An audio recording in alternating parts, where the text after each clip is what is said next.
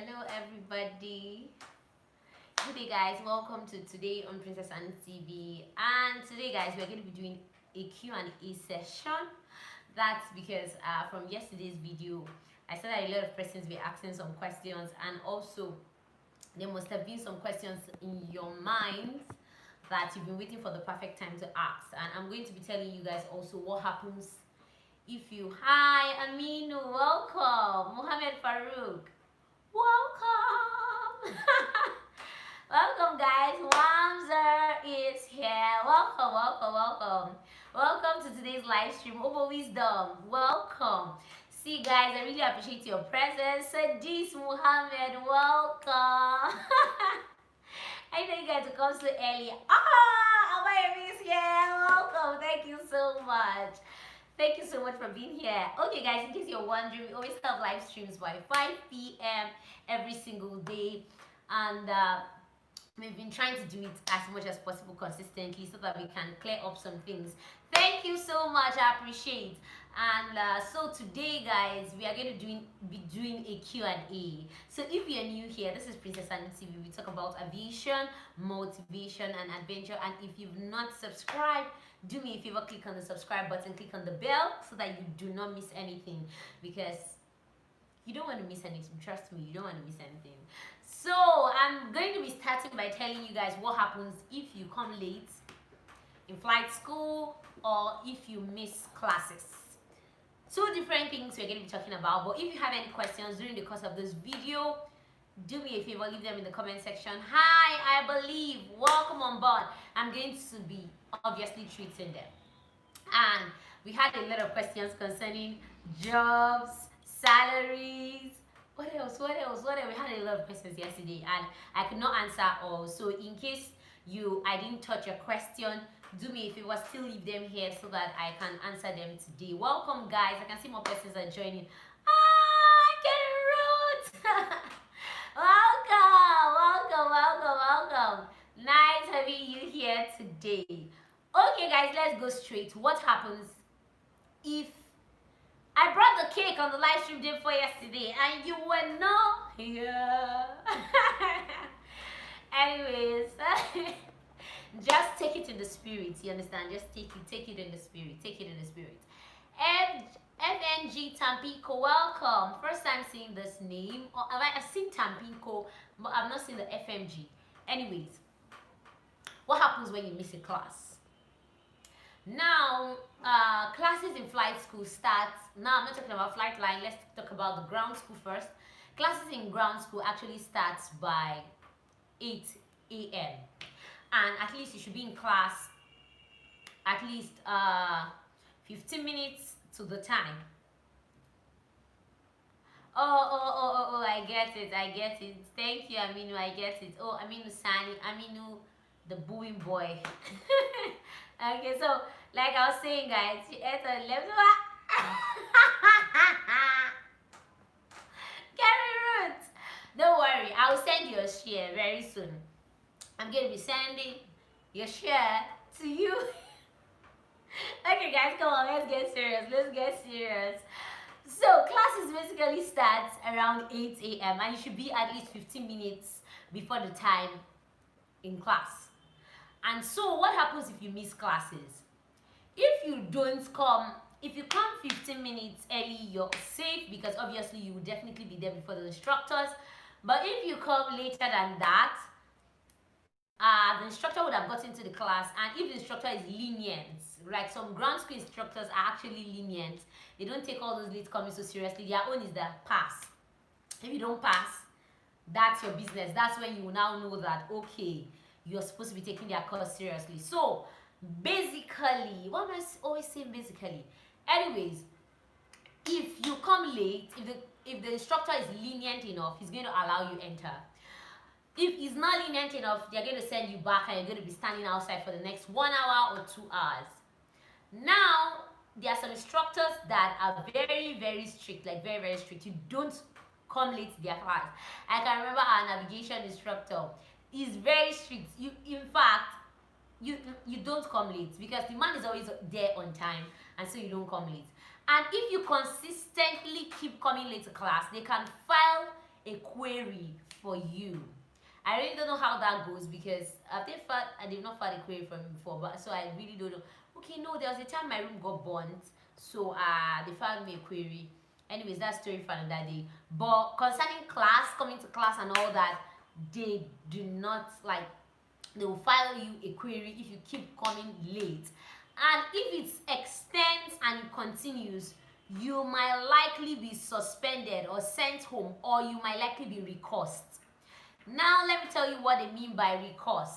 If you were in my class, let's say SP32, you might be recursed to like SP35, which have not started, or SP34. You understand what that means? Edo Timothy, welcome. So I'm trying to tell you that basically when you come to flight school, avoid late coming. See, it's not going to be easy because you have to wake up early, you have to get to cafeteria to eat. Though now with the issue of this pandemic and all that, social distancing, I really don't know how it's going to be in the cafeteria now. Maybe they're going to like segment and say some people should eat here, some people should eat in their rooms or something. I really don't know how it's going to be, but usually the cafeteria is always filled with persons, and so you have to like go early to the cafeteria, you line up, you get your food, you have to finish eating before 8 o'clock, you get to the class. But if you keep coming late, consistently, you're always coming late, they might likely file you a query, or they're going to see you obviously like a bad person. Natty Bruce, welcome on board. Now let's talk about flight line, coming late. In flight line, let me tell you the truth, you cannot come late. I mean, not like there are some days that things just went so bad and you're lucky enough that nobody will catch you. But on a normal note, you cannot come late in flight line. Yami Kawi, welcome. Nice seeing you here. First time seeing you anyways. Don't forget to give this video a thumbs up if you've not, and also subscribe if you've not subscribed.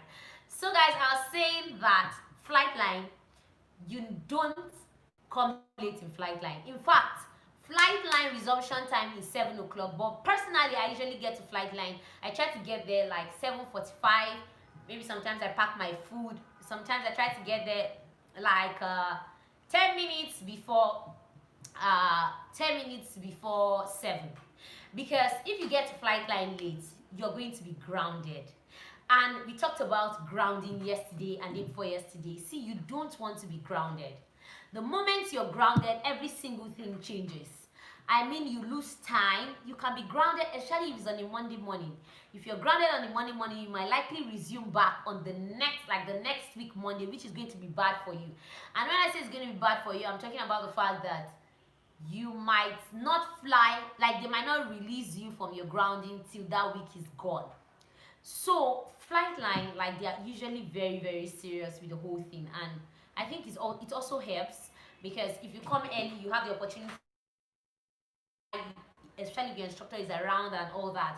But if you're a person that you're always coming late, see, it's not you. I'm going to tell you, there are sometimes I stretch out of my bed and I'm like, oh God, seems like I'm feeling sick. You know this kind of thing that you want to form that you're feeling sick and not go to flight line, but you now remember that if you don't go, you're going to miss that flight. You just think about it. Just think. And, wake up and you start going. Anyways, guys, see, it's not going to be easy. That's what I'm trying to say. It's not going to be easy, but it's something you have to do. Despite the fact that it's your passion, it's your flair, there are sometimes that you will not feel like it. There are sometimes that you'll be so tired. In fact, you want to claim sickness. But what I'm trying to say, that if you keep claiming sickness and claiming sickness and claiming sickness, you are the one that is going to be delaying yourself and adding more time to your stay in flight school. Olatide Damola, welcome. First time seeing you on the live stream. Thank you so much for joining. Give this video a thumbs up, and if you have any questions, today is the Q&A, and I'm basically answering 2 questions concerning missing class.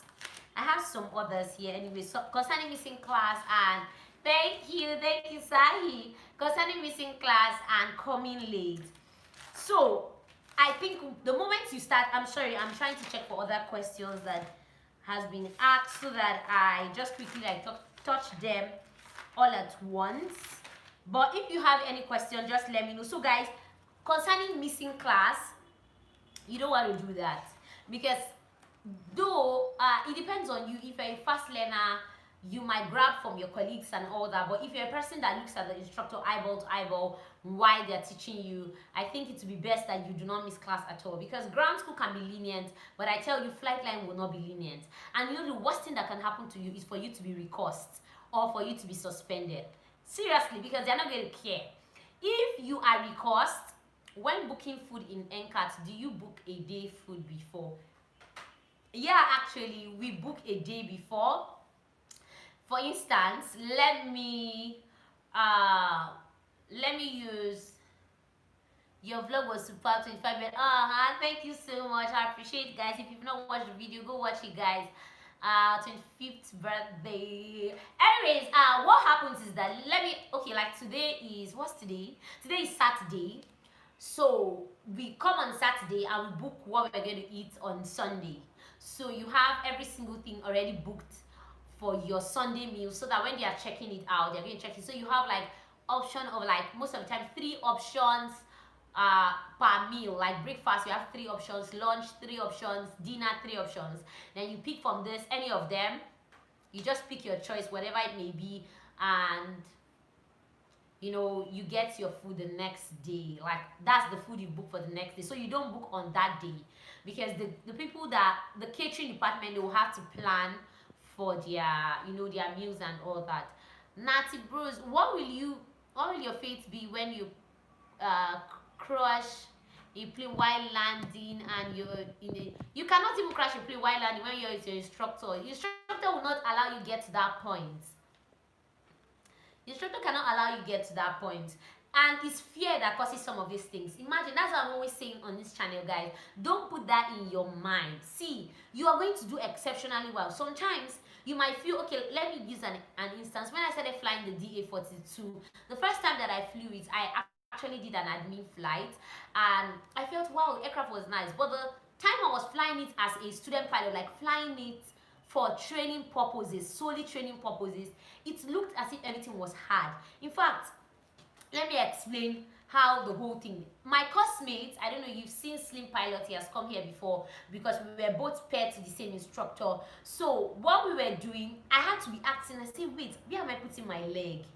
Like you're setting your legs on the rudder pedals, and when you're flying a new aircraft, especially that aircraft, I don't know, there's a way you set your legs. If you don't set your legs well on the rudder pedals, you're going to have like issues trying to like move very well on the runway, and you're going to be going like zigzag. And my instructor was always complaining, what are you doing? And I was not getting it. Obviously, I knew I was not getting it. Something was wrong. And it was like, if you keep doing like this, if you keep doing like this, you will not get this thing. But when I asked him, for every time we come back from the flight, I asked him, I said, okay, look at what I did. See this thing, see that thing. How should I place my leg? What should I do? And he'll say, okay, try it like this. And I'm not going to lie, the last time I flew, that before the lockdown and all that, and I tried it, oh my God. I was super happy. Like, I already knew where to place my legs, so that, because the seating initially wasn't comfortable, I had to adjust the seat. Then also the rudder pedals on the DA-42 is adjustable, so I had to adjust the rudder pedals also, and wear a shoe that I know was really holding my legs and could really get to the rudder pedals very, very, very well. Regina Annie, welcome. First time seeing you. Nice having you on the channel today. So it was really like I wasn't understanding it. So sometimes we look at it hard. You always have it at the back of your mind that, oh, what if I crash? What if this happens? What if that happens? Thank you so much. Thank you, Regina.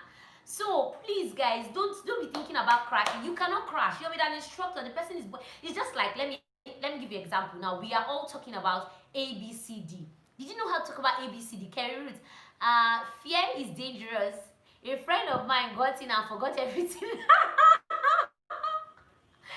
Like, I can't imagine that. And I think, Carry root, I think another, when the person did not simulate. If you simulated, like you did the whole procedure over and over again, when you get there, if you like take a little calm, like be a little calm. Shego, welcome. If you're a little calm, you are, maybe the instructor is going to see that Come, what's wrong? Are you sure you're ready for this flight? And you're going to be like, yes sir, I'm ready. You say, so why are you shaking? You know, just to clear the air so that you can be a little bit free, because instructors too, they are human beings, so they are also sensitive, you understand? They know what's happening in the cockpit. But the moment you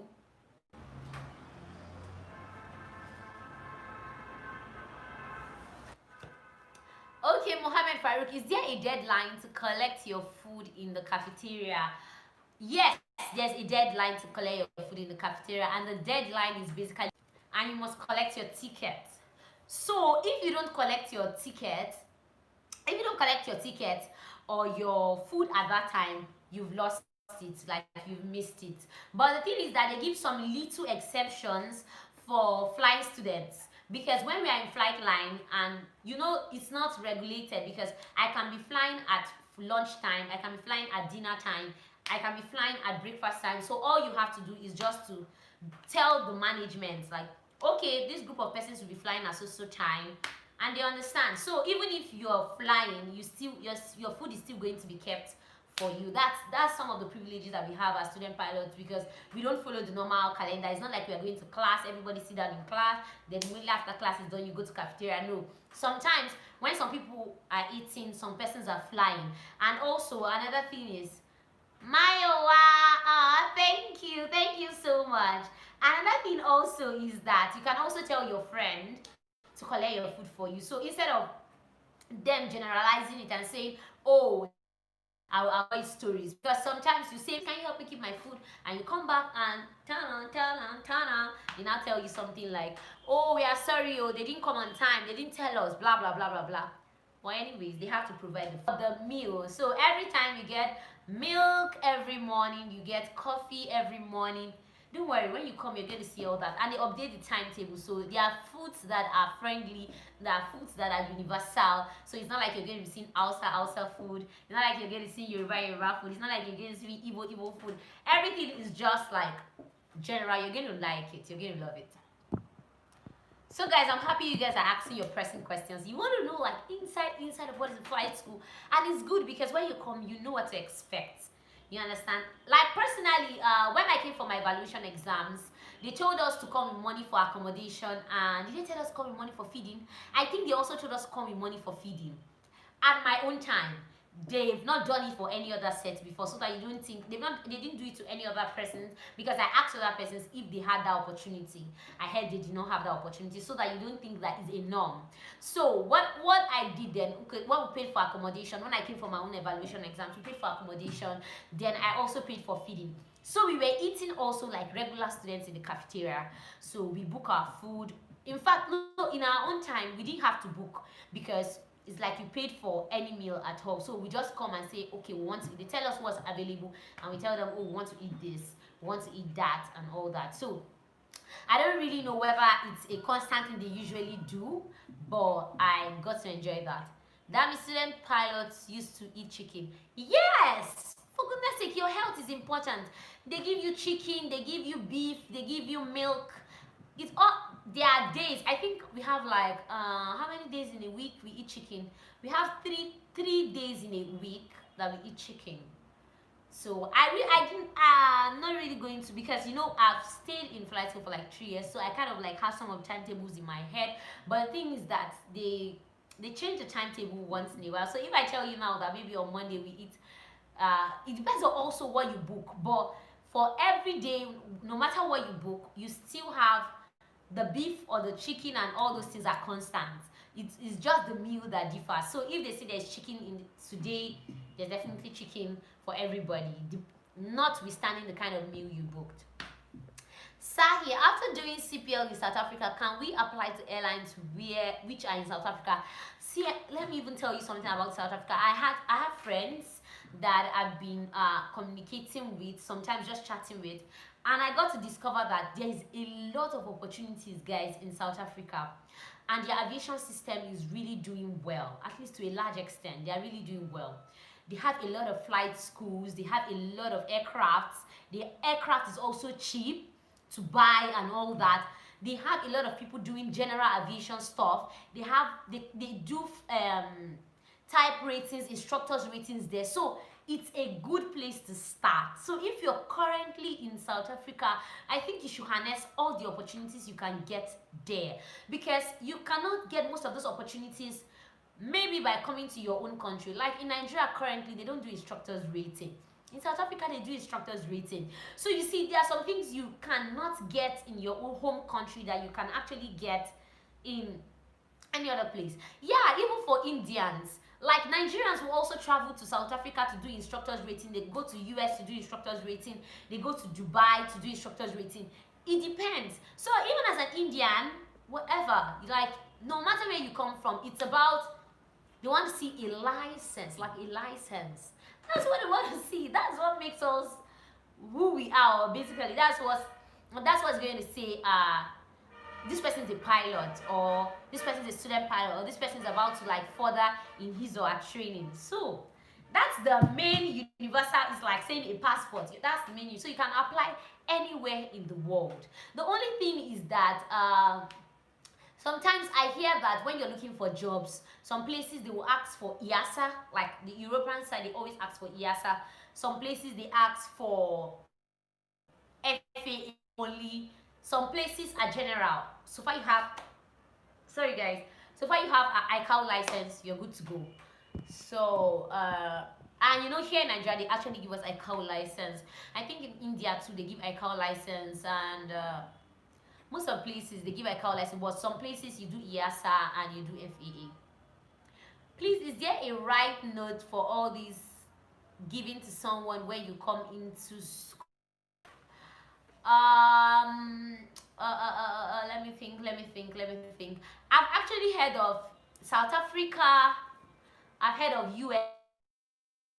That I will still do a research on that, because that's something also I'm looking into.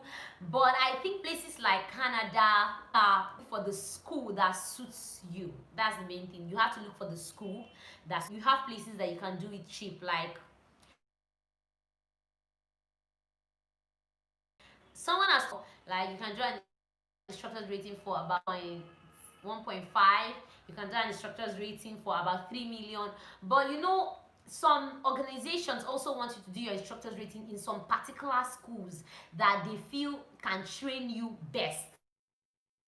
So all these things just depend. See, aviation is vast, and there's something every airline or every school or every industry is looking for. So you just have to know what they're looking for, then follow through their own process. Because I've heard like some airlines here in Nigeria, they want you to do your type rating in some specific facilities. So they will say no, you must go to US, or some they will say no, you must go to Dubai.